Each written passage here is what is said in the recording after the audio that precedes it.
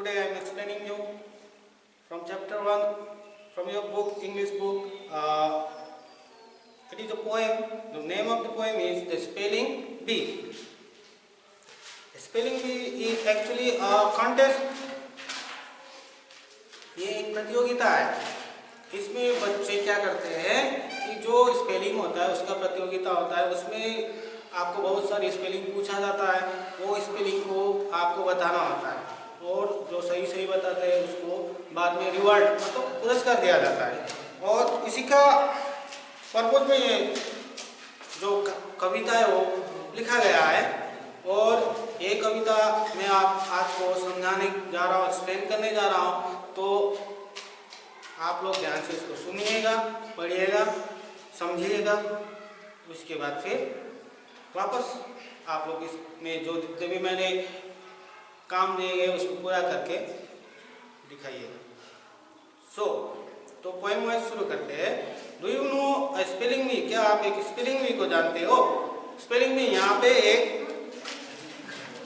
मधुमक्खी है.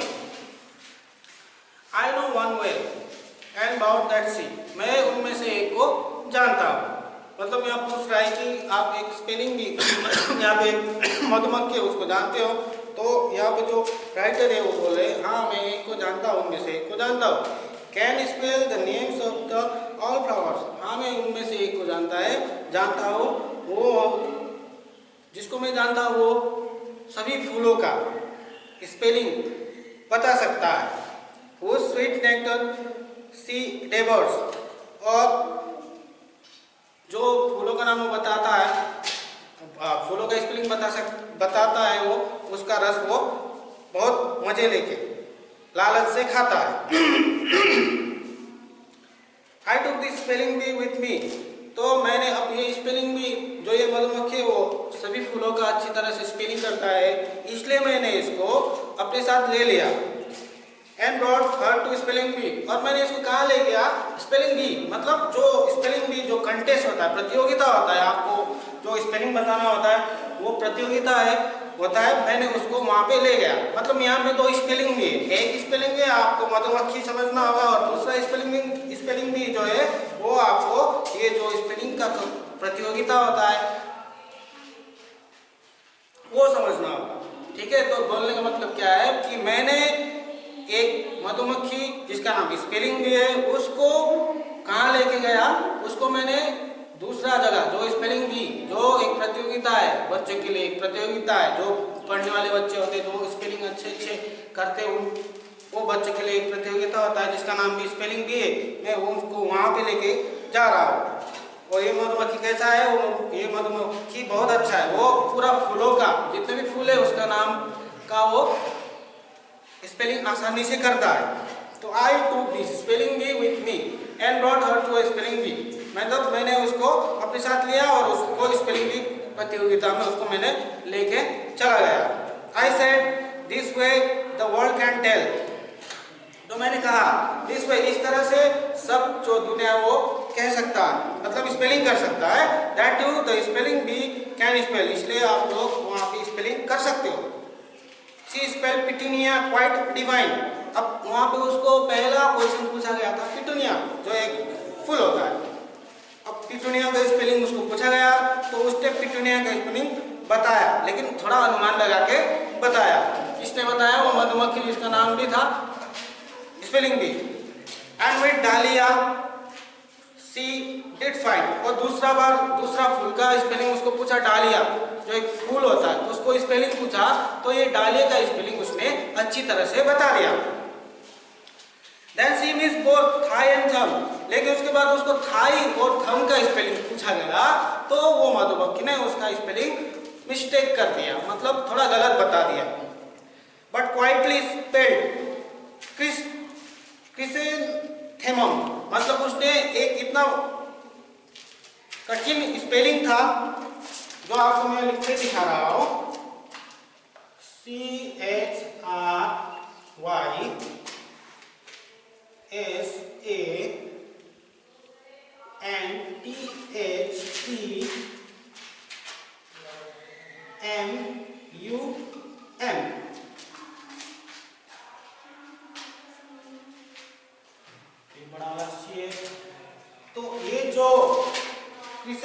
थेमम, इसका स्पेलिंग जो पूछा गया था, इसका स्पेलिंग, ये स्पेलिंग उसने सही बता दिया। मतलब वो थाई और थम का जो थाई था, थाई एंड थम, ये दोनों का स्पेलिंग थोड़ा गलत बता दिया था। किसने? वो मधुमक्खी ने। और जो डालिया का स्पेलिंग पूछा गया था वो सही बताया था, बट क्विकली स्पेल्ड क्रिसेंथेमम, इसका स्पेलिंग जो पूछा गया तो उसने झट से जवाब दिया। मतलब इतना जो कठिन स्पेलिंग है उसको वो मधुमक्खी ने झट से जवाब दे दिया। So I found out that spelling bees can not spell all words with easy. तो अंत में लेखक को क्या लगा कि लेखक ने तो अब स्पेलिंग बी को उसको प्रतियोगिता में लेके गया था, तो बहुत सारी चीज उसने सही भी बताया और बहुत सारी चीज उसने थोड़ा गलत भी बताया। तो अंत में जो पोएट है, जो कवि है, उसको क्या लगा कि उसको लगा कि I found that spelling bees can not spell all word with easy. तो जितने भी स्पेलिंग पूछा गया उसको, उनमें से ज्यादातर वो आसानी से उसका जवाब नहीं दे पाया। For flowers name they spell is one, जितने भी फूलों का नाम बताया उसने सब फूलों का नाम आसानी से बता दिया। बट अदर वर्ड्स, लेकिन दूसरे जो वर्ड्स पूछे गए थे, दे नो नन, मतलब उसको कुछ पता नहीं था उसके बारे में। ठीक है, तो ये जो कविता था ये भी यहाँ पे खत्म हुआ।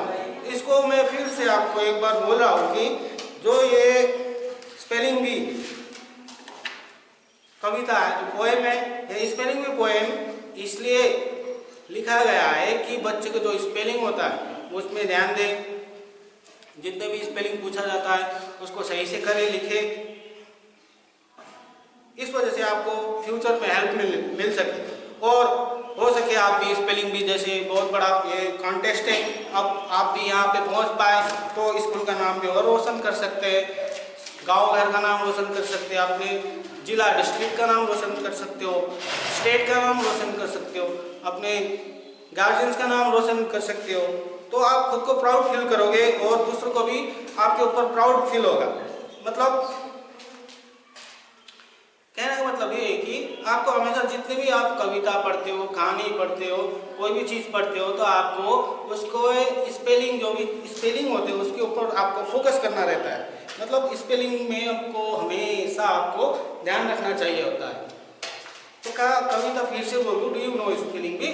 तो पूछ रहे तुम किसी स्पेलिंग बी को जानते हो? मतलब यहाँ पे एक स्पेलिंग बी मधुमक्खी है, दूसरा स्पेलिंग बी प्रतियोगिता है। आई नो वन वेल, तो कवि जानता है एक को।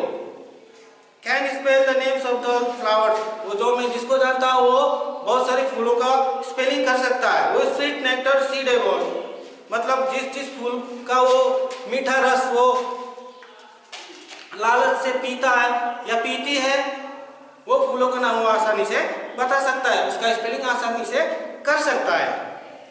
आई took this spelling bee with me, इसलिए मैंने उसको अपने साथ ले लिया। And brought her to a spelling bee, और उसको मैंने कहा लेके गया, उसको स्पेलिंग बी प्रतियोगिता में उसको मैंने लेके गया। I said this way the world can tell, a you spelling bee can spell. She spelled petunia quite divine. अब पहला उसको फूल का नाम पूछा गया पिटोनिया, उसने पिटोनिया का स्पेलिंग, जो पिटोनिया का स्पेलिंग होता है वो आपको मैंने लिख के दिखाया नहीं है, फिर से सिखा दिया। पिटोनिया ये फ्लावर, इसका नाम उसने आसानी से बता दिया। और उसको दूसरा नाम पूछा था डालिया, क्या पूछा था?